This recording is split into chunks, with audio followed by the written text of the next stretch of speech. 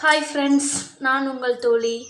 அடுத்தவங்களுக்கு ப்ளவுஸ் தைச்சி கொடுக்கும்போது சில டிப்ஸ் நம்மளுக்கு தெரிஞ்சிருக்கணும். அதில் ஒரு டிப்ஸ் அவங்களோட ஷேர் பண்ணிக்கிறேன். ப்ளவுஸுக்கு முக்கியமானதே இந்த மெயின் டாட்டு குறிக்கிறது தான். இந்த மெயின் டாட்டு ஒவ்வொருத்தவங்களுக்கும் ஒவ்வொரு மாதிரி வரும். இந்த கழுத்து அகலம் எவ்வளோ எடுக்கிறோமோ அதே அளவை தான் இங்கே மெயின் டாட்டுக்கு நம்ம குறிக்கணும்.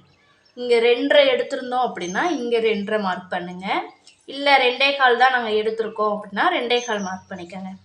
என்னோடய ப்ளவுஸில் வந்து நான் 2.5 மார்க் பண்ணியிருக்கேன். அந்த அளவையே நான் இங்கே குறிச்சிக்க போகிறேன்.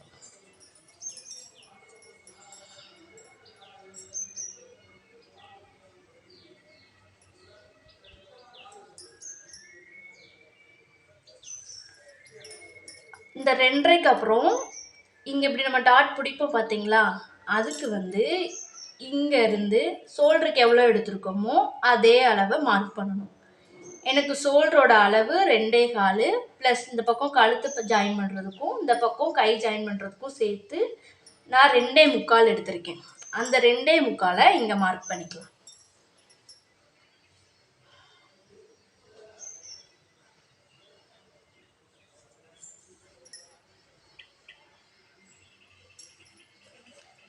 இந்த 2.25 பாதி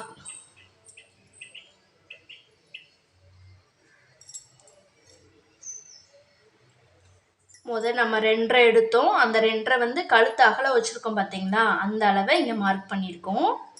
இந்த அளவு வந்து ஷோல்டர் அளவு மார்க் பண்ணியிருக்கோம் பார்த்தீங்களா, அந்த ஷோல்டர் அளவை அப்படியே மார்க் பண்ணிக்கிறோம். இதில் சமமாக பிரித்து இதை நம்ம மார்க் பண்ணிக்கலாம். எனக்கு வந்து மெயின் டாட் வந்து கொஞ்சம் ஷார்ப்பாக வேணும்னு கேட்டிருக்காங்க. அதுக்கு வந்து நான் ஒரு 2.5 எடுத்துக்கிறேன்.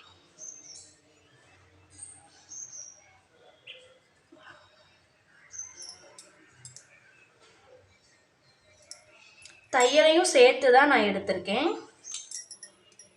கோடு போட்டுக்கலாம்.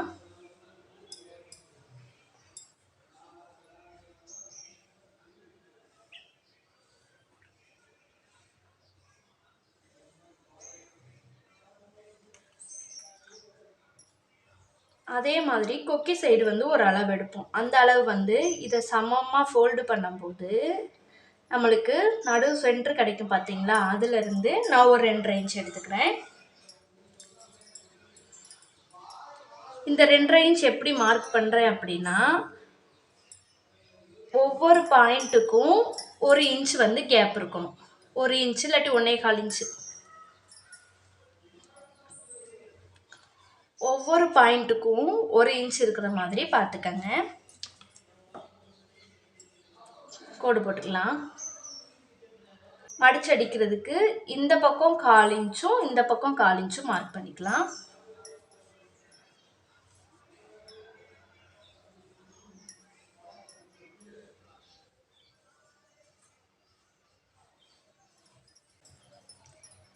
இந்த டாட் வந்து ஆம்கோலுக்கு நேராக பிடிப்போம் பார்த்தீங்களா, அந்த டாட் வந்து இந்த டாட்டையும் பிடிச்சதுக்கப்புறம் நம்மளுக்கு ஒரு மார்க் கிடைக்கும். அந்த மார்க்கை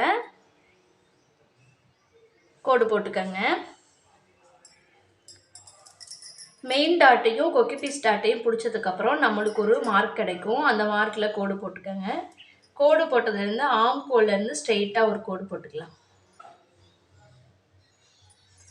கோடு போட்டதுக்கப்புறம் இந்த பக்கம் 1/4 இன்ச்சுக்கும் இந்த பக்கம் 1/4 இன்ச்சும் தையலுக்காக.